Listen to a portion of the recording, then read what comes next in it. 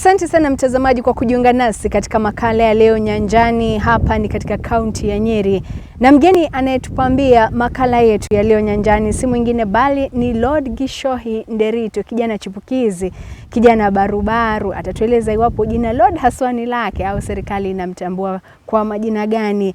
Lakini chamno, kitu ambacho kina mvuto kwa kijana huu chipukizi ni kwamba alitunukiwa tuzo la Social Media Personality of the Year 2015, ambapo ni mwaka jana, tuzo za Extreme Teenies Awards. Atatuliza zaidi akiwa pia na ufahamu mwingi wa mambo ya mitandao na tovuti, yani social media, na ni jinsi gani ina manufaa kwa raia na watu tu wa kawaida au hata katika mambo mengine yote ya ustawi na ufanisi. Asante sana Bwana Lord Gishohi Nderitu kwa kujiunga nasi katika makala leo nyanjani. Nashukuru kwa muda wako. Mwanzo kabisa, jina Lord. Wengi uliza sababu hapa Nyeri unafahamika sana. Japo wewe ni kijana wa umri wa miaka 22, kijana chipukizi, kijana mdogo naweza kusema, lakini una mvuto sana hapa katika kaunti ya Nyeri. Pengine kwanza kabisa, jina Lord, tueleze. Ni lako? Jina serikali ni Victor Gishohi, lakini sana sana natumia Gishohi Nderitu. Sipendi majina ya Kimombo, hata kama nimejiekelea Kimombo ama ya Kizungu. Kwa sababu wazazi wangu walinilea kuamini kuwa sisi ni Waafrika, sisi ni Wakikuyu halisi, na nafaa kuipenda ama kukumbatia mila yangu. Wanasema mwacha mila ni mtumwa. Kwa hivyo sipendelei sana kutumia jina Victor. Naitumianga labda nikibankiwa check, ndio sasa siwezi tumia jina. Na jina Lord basi. Jina Lord ni la Kizungu, lakini jina Lord nasema iliendanisha na ndoto ya kile nilikuwa nataka. Ukiangalia kwa historia, mimi ni mwanafunzi wa historia, political science na philosophy. Na ukiangalia kwa historia, wale watu ambao wametambulika kama Lord ni watu walikuwa wametambulika, watu walikuwa na pesa, watu walikuwa wamefanya mambo makubwa maishani mwao. Na hiyo nikiwa mtoto ilikuwa, ama hata saa hii bado, hiyo bado that's what I want to still achieve. Bado sijafika hapo. Nikajita Lord Gishohi. Ikaendanisha na jina yangu, kujiamini bado. Tunasema mwanaume ni kujiamini. Umuhimu gani unaweza kuorodhesha ya umuhimu wa watu kuhusika sana kwenye mambo ya tovuti, mambo ya mtandao, watu wajitose kule? Ni mabadiliko gani ambayo yanapatikana kupitia nafasi hizi za social media? Mambo gani? Facebook niliingia kitambo sana, niliingia mnamo 2008. I was in form 1. Nilikuwa nimeingia, kuna cousins wangu walikuwa wametoka Amerika. So that time Facebook haikuwa imeingia Kenya vizuri sana. I remember hata KTN, Facebook, your first Facebook account mlikuwa na marafiki, which I'm still a friend to. Mlikuwa na marafiki 100. It was still a new concept. Your online buzz haikuwa imeingia kabisa. So at that time, high school nilikuwa quite the popular kid. Juu peke yangu ninaelewa Facebook plus. Sasa hiyo time hakuwa na computers mara mingi. Nilikuwa na cyber cafe. So Facebook after that, nikiwa shule nika build audience. But that time unajua tulikuwa bado watoto. So nilikuwa mambo ya entertainment, mambo ya kuongea kuhusu kama ni Vybz Kartel, kama ni Jay-Z, Kanye. Then ikakuwa nilikuwa na majina mingi, nilikuwa change. I think everybody on Facebook has changed their names. Isipokuwa sasa. But after that ikabidi sasa nimechange mwelekeo wangu wa mambo. Akaunti yangu ya kitambo bado niko nayo, lakini nikafungua akaunti nyingine, nikaanza mwelekeo mwingine wa mambo.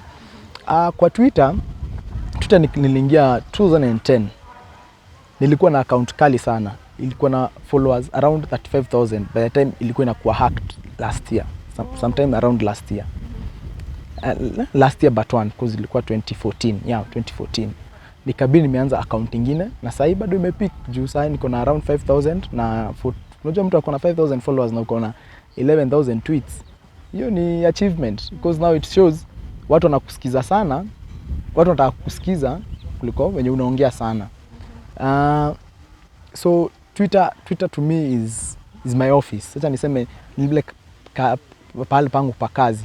kwa sababu Twitter nimeweza kupatana na watu wengi, imeweza kunifungua akili. Ningetaka kuwasihi hata watu wengine waingie Twitter. Twitter nipo katika ni KTN, naweza ku break news haraka kuliko Facebook. Unajua Facebook limited sana na wale watu tunaweza reach. So I grew mostly on Twitter. Na Nyeri ni kitu tumekuwa tukijaribu ku grow Twitter, because Twitter is the only place you can get the president to listen. Unaweza pata governor asikize, juko mko a whole community. Mkiongea na mko na one common place kwa itangwa kwa trends. Pale ambapo mnaweza ongea kwa trends. Alafu Instagram pia kuna 2000 followers. Hata kama stiliangi manani sana Instagram juu sababu ya kazi inanishikana sana. Alafu watu wakikuona unapiga picha sana afurahi. So kitu nilifanya na huo mtandao I turned it to a career because nilikuwa nataka sana kuwa journalist. It was my dream. Nilikuwa admire mtu alikuwa aitwa Effie Hunja. Alikuwa NTV. Na mamangu alikuwa asema kila sana nakaa Effie Hunja. That was my main dream. Na nakumbuka nikiwa high school nimepatana na Carol.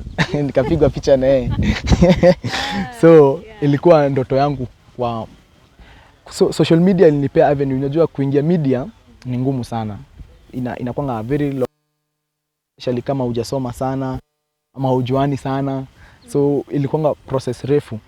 So social media gave me an avenue. Can make my own media house. Can become my own journalist. Because kama leo naweza fungua YouTube channel, nianze ku broadcast news na watu bado waone. Mnaona Kenya Netflix imefanya right now. So yeah. Niko na manufaa mengi naam. Na Lord Gishoi, swala la nafasi za kazi. Kuna kilio kwamba hamna nafasi za kazi. Vijana yani wanasononeka hata katika hafla ya kuhitimu kwenye chuo kikuu naelezwa kwamba unafurahi lakini hakuna nafasi za kazi. Mambo kama hayo. Na wengi kuwa na matumaini sana ya nafasi za kazi kwenye afisi, yani white collar jobs. Inasaulika kwamba kuna vipaji na talanta ambazo vijana wanaweza kutumia vyao kukuza. Kama wewe kwa mfano ni talanta ambayo umekufikisha mahali umefika. Ni ushauri gani unao kwa vijana wenzako wasikufe roho, wasipoteze matumaini? Kitu naweza sema ama naweza shauri wa vijana wenzangu, hata mimi bado sijafika, hata mimi nataka bado mawaidha. I read a lot mawaidha na kusikiza watu wengi sana. Kitu moja nataka kuambia vijana, ubaya yetu tunataka success saa hii. Tunataka kama ni maarufu nataka saa hii, kama ni kutambulika nataka saa hii. Ukiangalia Twitter bio yangu na Instagram bio yangu, nimeandika hapo I want success as bad as I want to breathe. Yeah, that is how much I want success. Now if you want success as much as you want to breathe, ama hata ukitaka hata kuexperiment ukiwa kwa maji, mtu akudrown ndani ya maji, watakanga tu place utapata hewa. That is how bad you should want success. Na hakuna wakati leo uliamka ukakuwa ule mkubwa. Kuna kitu moja niliambiwa na rafiki yangu anaitwa Ngonjiri wa Mbogo. Aliniambia yeye akiwa 30s aliweza kuangalia mtu anaitwa Mudiawori. Mudiawori at that time alikuwa 73. Alikuwa mahali ya kidance akiwa amevaa school uniform. Akaangalia penye Mudiawori alikuwa.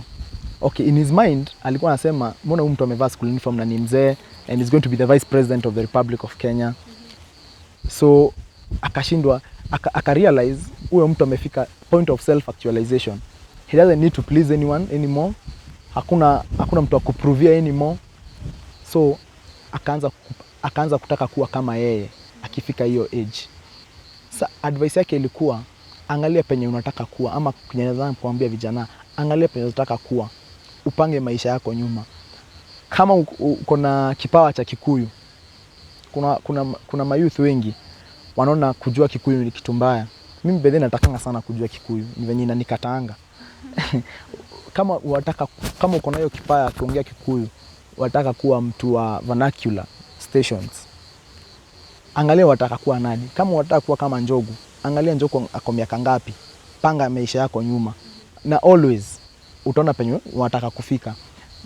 Ubaya yetu ni hatujui penye tunataka, ama hatujui kile tunataka kufika. Hata mimi nakuwa na hiyo shida. Kuna wakati mimi nilikuwa nataka kuwa journalist, nikakaa nikaona kama hiyo kazi haina pesa, nikataka kuwa lawyer, nikaona ni kama kuwa lawyer kazi ni risky.